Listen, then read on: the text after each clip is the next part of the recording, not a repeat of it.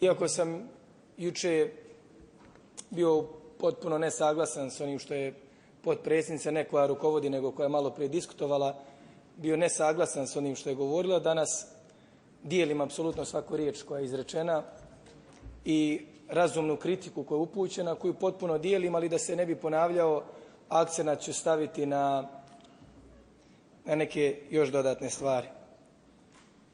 Vraćam se na onu moju diskusiju zakonodavnog odbora. Dragi građani, ovo juče je prošlo zakonodavni odbor, to je prekjuče. Ili kad je već bilo, tačno.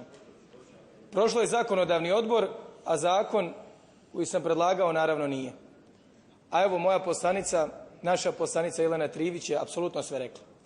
Ja čitam razloge za donošenje ovog zakona i isto tako piše, iako ovaj zakon, predloženi zakon, najvećim dijelom i naveli jedini gfrad, ne znam, to su neke nove riječi, piše gfrad, pa ne može se naći, i geografski položaj u Republici i tako dalje.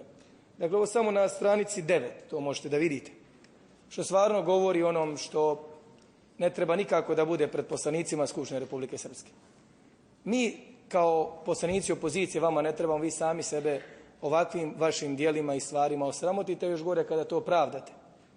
Ali još veća sramota da zakonodavni odbor postane politički odbor, pa ovo potpuno ugleda svjetlost dana bez bilo kakvih korekcija. Međutim, to tako izgleda. Mogu da razumijem da se pogriješi u jednoj riječi, možda i u dvije, ali u ovolikom broju i ovakvih grešaka to postaje zaista smiješno. Ako se nešto voli, a ne sumnjam da volite vaš grad i da svi volimo istočno Sarajevo i svaki dio Republike Srpske i sve gradove u našoj zemlji, nemam sekund sumnje u to i ne želim da spočitavam to, ali bojim se da se ovdje ne radi baš o najboljim namjerama, nego se više radi o političkim namjerama. Da se ne radi ovdje i žurbi zarad svrhe, nego i žurbi zarad proklete političke pobjede i sve da se uradi zarad političke pobjede. Ako se voli ovaj grad, postojalo je dovoljno vremena da se to predloži prošle godine ili da se predloži ove godine, ili kao što je šef poslaničkog kluba PDP-a, gospodin Bundalo, predlagao da ovo ide u vidu nacrta, redovna procedura i da na Narodnoj skupštini bude u vidu prijedloga. Ali da malo prodiskutujemo, da vam skrenemo pažnju. Jer ako ovo danas ovako usvojite, onda ste ukajali, mogu reći, obraz čitave Skupštine Republike Srpske, iako mi se evo sada ovim putem od toga ograđujemo. Treba sistemski da prilazimo problemima, da suštinski riješimo. A ako je već ovoliko godina bio takav izbor, vjerujte, ni još jedan izborni ciklus neće biti smak svijeta. Da smo s vama saglasni da je u redu da bude direktan izbor i treba direktan, da odmjere svi snagu, to je potpuno u redu. Ali da treba konzistentno, sistemski prići, vi to tako ne radite, nego odjednom s neba pa u rebra, i onda dobijemo ovakav zakon koji nema apsolutno nikakvog smisla, ima mnoge procedure i samim tim je i izborna komisija centralna Bosne i Hercegovine dala svoje sugestije. Mogli ste da i to vidite na radio televizije Republike Srpske, koja opet znamo kako je navija i prema kojoj strani ide, ali jednostavno to je tako i to je potpuno tačno. Isto ste čuli od gospodina Babalja, koje možete zamke da upodnete ovakvim donošenjem i da zaustavite razvoj čitavog grada. Isto tako paušalno je doneseno 50% da ide gradu, 50% opština. Na bazi koje procjene?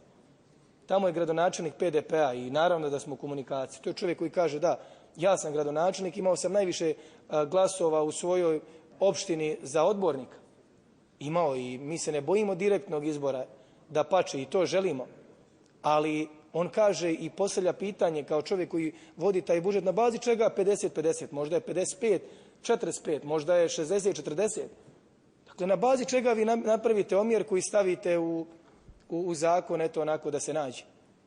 Bez nekih širih konsultacija, rasprava, i danas da čujete sugestije pa ih upišete, pa onda naredni put kroz prijedlog, nakon 15-20 dana detaljnog razmišljanja to uradite.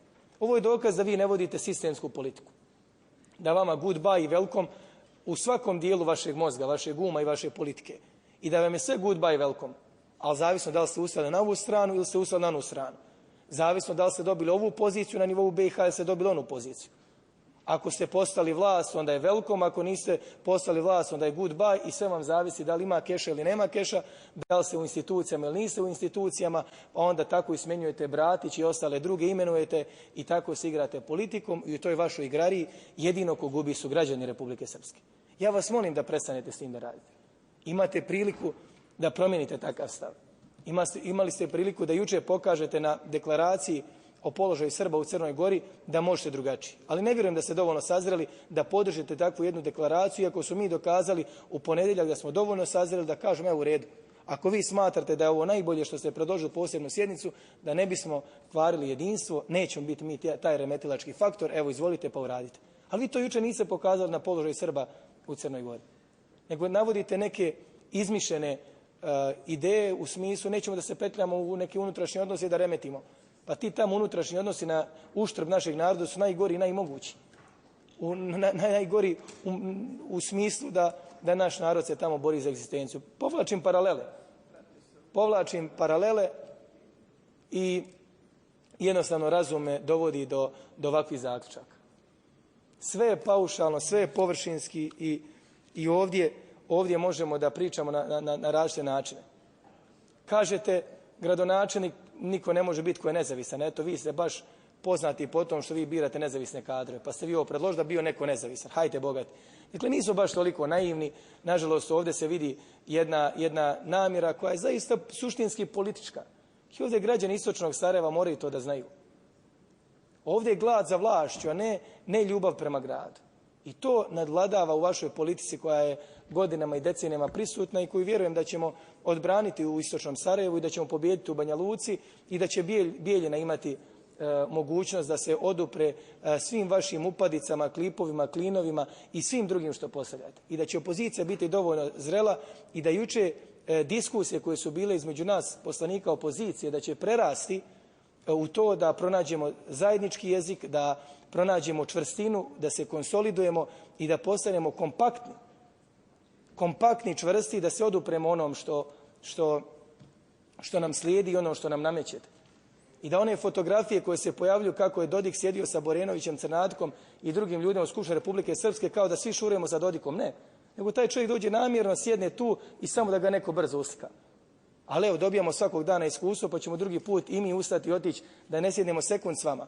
Jer to su vaši klipovi, to su vaše igrarije, to su vaša podmetanja, ja pričam kako jeste.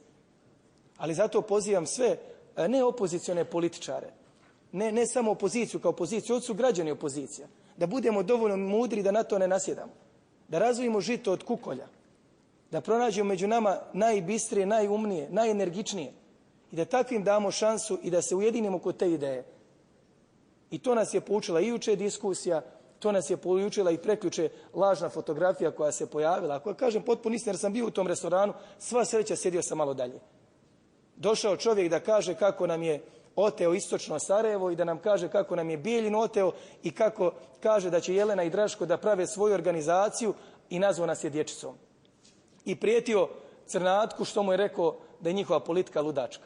I sjedio svega minut i po da se napravi fotografiju i onda sav srećan da zadovolji svoju sujetu. To je vaša politika. I mi smo protiv toga.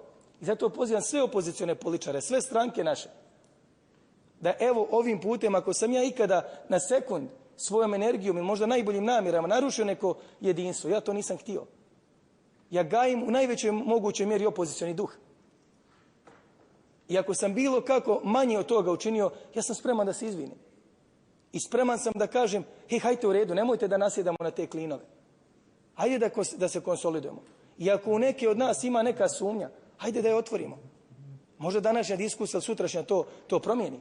Ali moramo biti mudri u ovom trenutku.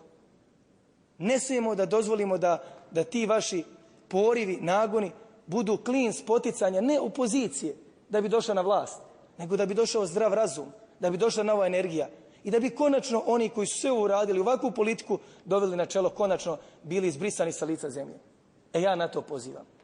I evo, spojio sam u čitavu diskusiju o jednom gradu, neka bude simbol čitave naše borbe u čitavoj Republike Srpskoj. Jer ima smisla. Taj grad jeste metafora čitave Republike Srpske. Nastao kad je bilo najteže. I zato što je nastao kada je bilo najteže, ne treba da se ovakve odluke donose na najlakši način i najbrži način, nego sistemski mudro. Neka ova moja diskusija bude poruka svima nama da s mudrošću, energijom i ne ovakvim pristupom mijenjamo stvari u Republici Srpskoj i Istočnom Sarajevu. Građani Istočnog Sarajeva, ovo nije za dobrobit vas, nego samo zarad prokletstva vlasti. Hvala.